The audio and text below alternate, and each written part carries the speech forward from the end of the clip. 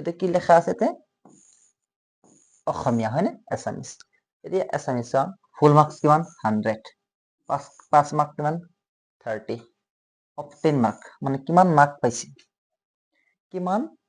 পাইছে চাইছা hello student আজিৰ এইটো ভিডিঅ'ত আমি কি আলোচনা কৰিম জানানে আমি আলোচনা কৰিম যে HSLC এক্সামত এছামিজত কেনেকৈ ভাল মাৰ্ক উঠাব পাৰি আৰু কিছুমান কথাও মই তোমাক কম যে মই কেনেকৈ ভাল মাৰ্ক পাইছিলো মই যেতিয়া পৰীক্ষা দিছিলো ঠিক আছে একেবাৰে 100% যেবিলাক জেনুইন কথা হয় সেইবিলাকে মই তোমালোকক কম ঠিক আছে আৰু কিছুমান কোৱেশ্চন তোমাক মই দেখুৱাই দিম আৰু কিছুমান টিপস মই তোমালোকক দি দিম ঠিক আছে তোমালোকেও যদি 90 মাৰ্কছতকৈ ওপৰত মাৰ্কছ পাব বিচাৰা ওকে 90তকৈ অধিক মাৰ্কছ পাব বিচাৰা তেনেহলে তুমি মই কোৱা কথা কেইটা আৰু কোৱেশ্চন কেইটা ফলো কৰিবা ঠিক আছে আহা তাৰ আগতে মই তোমালোকক এটা বস্তু দেখুৱাও যে মই একচুয়ালি এই স্টেপটো ফলো কৰি এই টিপস কেইটা ফলো কৰি কিমান মাৰ্ক পাবলৈ সক্ষম হৈছিল ঠিক আছে এইটো চোৱা এইটো হৈছে মোৰ অৰিজিনাল মাৰ্কশিট খান ওকে এইটো মোৰ হৈছে অৰিজিনাল মাৰ্কশিট খান ঠিক আছে মোৰ নামও চাব পাৰা ওকে হয় মোৰ নামও চাব পাৰা মোৰ ফাদাৰ নাম অলপমান মই হেৰি কৰি দিছো বুঝা মুছি দিছো মাদাৰ নামও মুছি দিছো ওকে সকলো বস্তু চাব পাৰা ঠিক আছে আৰু মোৰ স্কুলৰ নামটো চাব পাৰা ওকে মোৰ স্কুলৰ নামটো চাব পাৰা ঠিক আছে এতিয়া চোৱা মোৰ ফটো এটা চোৱা পুৰণা ফটো হয়নে সেইকাৰণে একেবাৰে কলা হৈ গৈছে মানুহটোও কলা আৰু কলা হৈ গৈছে ওকে চোৱা এটা কি লেখা আছে তে অসমীয়া হয়নে এছামিজ এতিয়া এছামিজৰ ফুল মাৰ্কস কিমান 100 পাঁচ মাৰ্ক কিমান 30 অফ 10 মাৰ্ক মানে কিমান মাৰ্ক পাইছে চাইছা 93 মাৰ্ক আৰু এই মই যিবিলাক কথা তোমালোকক কম সেইবিলাক কথাই ফলো কৰি মই 93 পাইছিলো ঠিক আছে এইবিলাক কথা ফলো কৰি মই 93 পাইছিলো আৰু কি হয় জানানে ইয়াতে যিবিলাক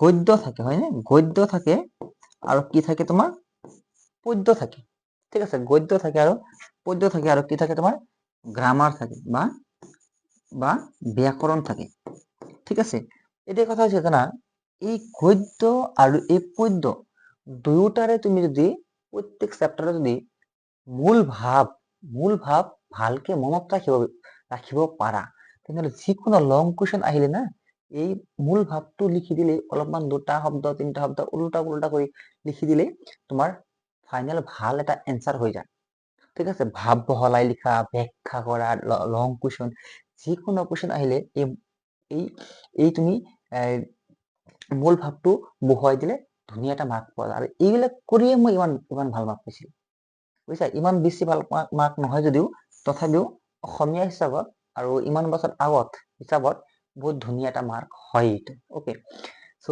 ইয়াৰে তুমি মূল ভাব পঢ়িবা আৰু এই ব্যাকৰণক কেতিয়াও কি নকৰিবা জানা ব্যাকৰণক কেতিয়াও অৱহেলা নকৰিবা ইয়াতে হৈছে তোমাৰ মাৰ্ক ইয়াতে কি কৰিবা জানানে এই ব্যাকৰণৰ কাৰণে ঠিক আছে এই ব্যাকৰণৰ কাৰণে তুমি একো নহয় 2015 চনৰ পৰা 2025 চনলৈকে যিবিলাক কোৱেশ্চন আমাৰ আহিছে সেইবিলাক কোৱেশ্চন পঢ়ি লোৱা চাবা 100% টোটেলি মই কওঁ যে 100% তোমালোকৰ কমন পৰি যাব ওকে 100% কমন পৰি যাব ঠিক আছে আৰু ইয়াৰ কাৰণে এই দুটাৰ কাৰণে কি পঢ়িব লাগিব মূল ভাব ইয়াৰ কাৰণে কি পঢ়িব লাগিব মূল ভাব ঠিক আছে আৰু চোৱা শর্ট কোশ্চেন পঢ়িবা ওকে শর্ট কোশ্চেন পঢ়িবা ঠিক আছে শর্ট কোশ্চেন তো লাগিবই হয় নে শর্ট কোশ্চেন পঢ়িবা মূল ভাব বেছিকে পঢ়িবা মূল ভাব পঢ়িলে যিকোনো কোশ্চেন আহিব জাস্ট বহুৱাই দিবা অলপমান দুটা তিনটা শাৰী উল্টা কৰি আগৰটো পাছৰটো আগত কৰি ধুনীয়াকে লিখি দিবা হৈ যাব আৰু এতিয়া মই তোমালোকক দেখুৱাম কিছুমান ইম্পৰ্টেন্ট কোয়েশ্চন ঠিক আছে কোয়েশ্চন বিলাক ফলো কৰিবা ওকে বলা আমি আমাৰ কিতাপৰ ফালে আৰু এটা নোটছৰ ফালে মোৰ নোটছৰ ফালে যাও যত মই তোমালোকক কেইটামান ইম্পৰ্টেন্ট কোয়েশ্চন দেখুৱাই দি আছো ঠিক আছে আৰু ইয়াৰ পিছৰ ভিডিঅ'ত আমি গ্ৰামাৰৰ ইম্পৰ্টেন্ট কেইটামান গ্ৰামাৰৰ তোমালোকক সিলেক্ট কৰি দিম ঠিক আছে। আৰু ইয়াৰ পাছত আমি ছ'চিয়েল সায়েন্সতো তোমাৰ ভাল কিছুমান কুৱেশ্যন সিলেক্ট কৰিম, টেনশ্যন কৰিব নালাগে। ঠিক আছে, মই তোমালোকক ইমান ভাল কষ্ট কৰি তোমালোকৰ কাৰণে, গতিকে তোমালোকেও তাৰ বিনিময়ত কি কৰিব লাগিব, মোক অলপমান সহায় কৰিব লাগিব, হয়নে? লাইক শ্বেয়াৰ কৰি। অ'কে, ব'লা লেটছ গো। অ'কে, চোৱা তেনেহ'লে আমাৰ কুৱেশ্যনবিলাকৰ ভিতৰত আমি কুৱেশ্যনবিলাক তোমাক ইম্পৰ্টেণ্টবিলাক কৈ আছোঁ। প্ৰথমতে চোৱা, আমাৰ কি আছে, উদ্যোগী হৈ অহা, হয়নে? আমাৰ কি আছে, উদ্যোগী হৈ অহা চেপ্টাৰৰ এই কুৱেশ্যনটো পঢ়িব লাগিব। উদ্যোগী পুৰুষ সিংহৰ সমান এলেহুৱা পুৰুষৰ নিচিনা। অ'কে, শিক্ষকগৰাকীয়ে কিয় এইদৰে ক'লে পাঠৰ সহায়ত বুজাই লিখা। এই কুৱেশ্যনটো চাব লাগিব, ঠিক আছে, এইটো ইম্পৰ্টেণ্ট কিন্তু, হ'ব। আৰু তোমাৰ এই কুৱেশ্যনটো তোমাৰ সেইটোৱে একেই কথা, এইটো চেম টু চেম কুৱেশ্যন হয়, এইটো উদ্যোগী পুৰুষ সিংহৰ, ঠিক আছে, এইটো চেম কুৱেশ্যন হয়, এইটো পঢ়িব লাগিব। অ'কে, এইটো পঢ়িবা। তাৰপিছত এইটো চাম, এইটো চা, ইনফোচিছ কোম্পানীৰ প্ৰতিষ্ঠাপক কোন? ইনফোচিছ কোম্পানীৰ প্ৰতিষ্ঠাপক কোন? তেওঁ ভাৰতবৰ্ষ তথা বিশ্বৰ এজন সফল উদ্যোগী হোৱাৰ আঁৰৰ কাহিনীটো বৰ্ণনা কৰা। এই কুৱেশ্যনটো চাবা। আৰু এইটো চাবা, ঠিক আছে, এইটো চাবা, এজন উদ্যোগী হোৱা যিমান সহজ, সফল হোৱাটো কিন্তু সিমান সহজ নহয়। কথাষাৰ পাঠৰ আধাৰত বুজাই লিখা। ঠিক আছে, এইটো চাব লাগিব। এইবিলাক কিন্তু ইম্পৰ্টেণ্ট কুৱেশ্যন হয়, ঠিক আছে। এইটো হ'ল ভাৰতীয় সংস্কৃতি, এই চেপ্টাৰ। আৰু ইয়াত এইটো কোনে লিখিছিলে? হেম বৰুৱা, হয়নে? হেম বৰুৱা। তো ইয়াতে ইম্পৰ্টেণ্ট কুৱেশ্যন, অ'কে, ইয়াতে ইম্পৰ্টেণ্ট কুৱেশ্যন, অ'কে, ইয়াতে এইটো চাম। ভাৰতৰ বুৰঞ্জীত কেনেকৈ স্থানীয় আৰু বহিৰাগতৰ মাজত এটা সাংস্কৃতিক সমন্বয় গঢ়ি উঠিছিল? চমুকৈ লিখা।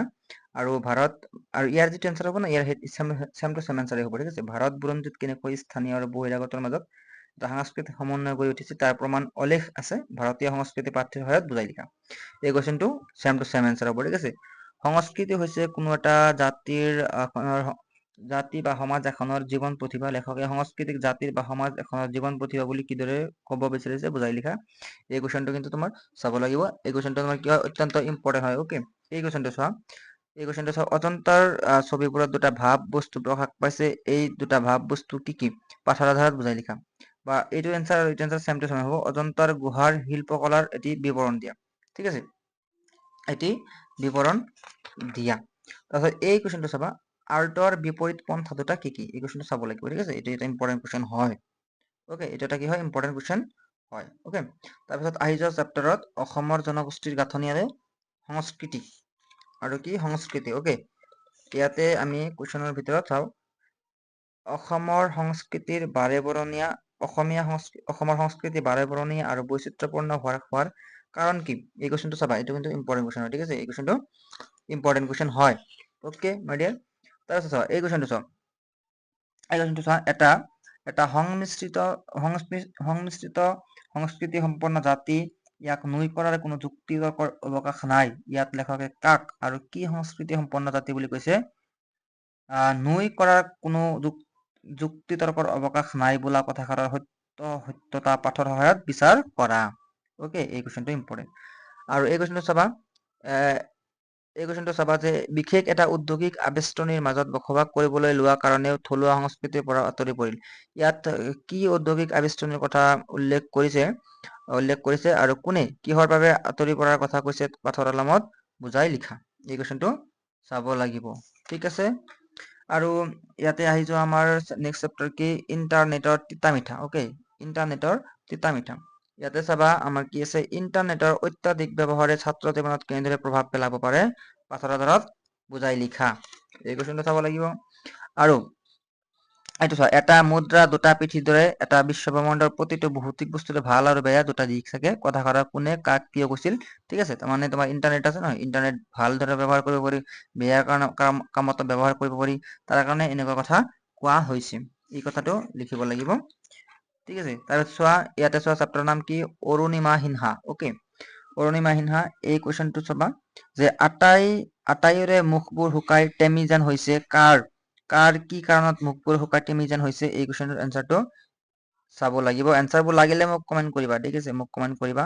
আৰু মোৰ ইনষ্টাগ্ৰামৰ হেৰি তোমাক কমেণ্টত দি আছে, তাতে গৈ তুমি মেছেজ কৰিলে পাই যাবা। অ'কে, তাৰপিছত তোমাৰ আছে অৰুণিমা সিনহাৰ এভাৰেষ্ট অভিযানৰ বৰ্ণনা দিয়া। অৰুণিমা সিনহাৰ এভাৰেষ্ট অভিযানৰ বৰ্ণনা দিয়া, এই কুৱেশ্যনটো চাব লাগিব।